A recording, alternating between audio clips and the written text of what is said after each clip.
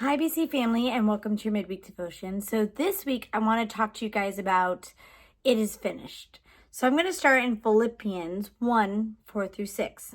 In all my prayers for all of you, I always pray with joy because of your partnership in the gospel from the first day until now, being confident of this. That's key. Being confident of this, that he who began a good work in you will carry it on to completion until the day of Christ Jesus. So I started thinking about a lot of things when I was reading this. But maybe today you're sitting there thinking, you know what, it's finished, it's over. Your marriage has ended, you've lost a job, you're drowning in debt, your children are on the path that they're on, there's no hope of recovery for that. Your relationship with your family is stressed or is sad. You've received a diagnosis, whatever it may be today. Maybe it's a bill that you opened up and it just feels like the cherry on top, right? Maybe something's happened at work and you're just sitting there feeling like, why bother? Why try? You know, you're in that lonely place, that place of no hope almost. So pastors this Sunday talked about depression, and depression can be all consuming, right? And it really starts with our minds first. It consumes our minds, and then it begins to actually affect our bodies, physical bodies, and it's like a chain of reaction of events.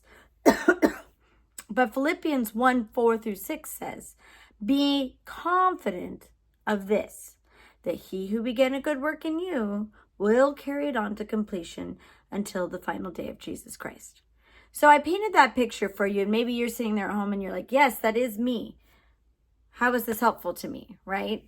Maybe you're sitting there thinking, you've said those words before, like it's over, it's done. You have that feeling of it is finished. Well, Jesus's last words on the cross were, it is finished. And by all accounts, it was finished, right? He had died, hope was gone. It seemed like, yeah, it's over. But Jesus wasn't giving us a fact or a statement of his reality. He was giving us a statement of faith. He was saying, okay, God, I've done all I can in the natural. I've checked all the boxes here on earth. So my part is finished. But now, God, it's all you. I have completed complete trust and confidence that you are going to carry this out to completion. It wasn't him saying, yep, it's over. I've lost. I give up. It was him saying, it's finished. It's God's turn now. God's going to take over. God's going to take this all the way to the end, right? When it looked like it was over and he had lost, inside, I'm sure he was smiling going, but God. See, everyone thought it was over. Everyone thought there was no way in the natural. Even Satan and his minions thought it was over. But Jesus knew. He knew. But God. So when your path seems darkest and you feel lost and defeated, dare to make that same declaration of faith that Jesus made on the cross. Say, it is finished. Look at your bills. Look at your relationships. Say, it is finished. What are you really saying? You're saying, God, I know you can turn this situation around. I know you will heal my body. I know you can restore my family. I know you will give me the breaks that I need. He is faithful to complete what he started in you, right?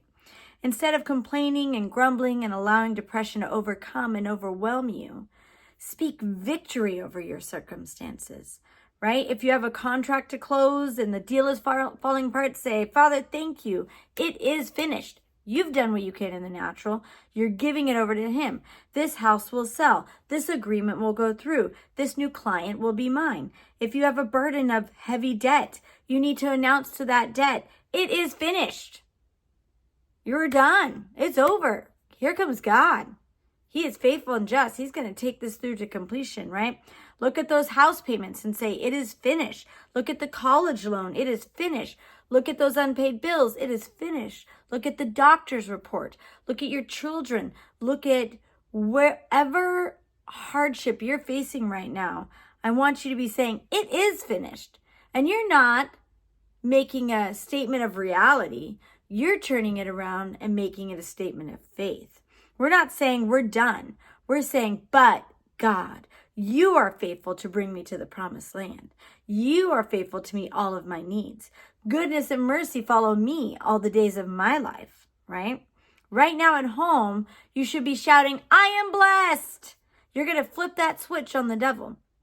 He's saying it's finished, you're over. But you're saying, no, devil, it is finished because God is going to steamroll you, right? That's what you're saying. You're like, you know what? It is finished. It's finished for you because goodness and mercy follow me. My God can meet all my needs according to his riches and glory by Christ Jesus. I can do all things through Christ who strengthens me. Restoration is mine. Philippians 1:6 tells us to be confident of this. That's how that starts off. He that began a good work in you will bring it to completion. You're supposed to be confident. So talk like it's a sure thing. Act like it's a done deal. Plan like it's already happened. Pastors also talked this week about being thankful, right? And they acknowledged Amy and Aaron, and they were thanking them for the present, but they were also thanking them for what was going to happen, what was going to come, the amazing things they have for our women's and men ministry, right? So this week, flip your words around. Change the atmosphere of your life. Instead of playing the record of sorrow and grief and frustration, put on praise. Do what the pastor said. Have a heart of gratitude. Be thankful for where you've come from. Thankful for where you are. But I'm telling you, flip that switch and start thanking him for where you are going, where he is taking you. Because the devil wants you to say it is finished and give in and give up. But you're going to do what Jesus did and say, no, but God, it is finished. I've done my part. God's going to come through and do his part. Thank him for allowing faith to rise up in your heart so that you can come to a flourishing finish. Have a great week. Bye.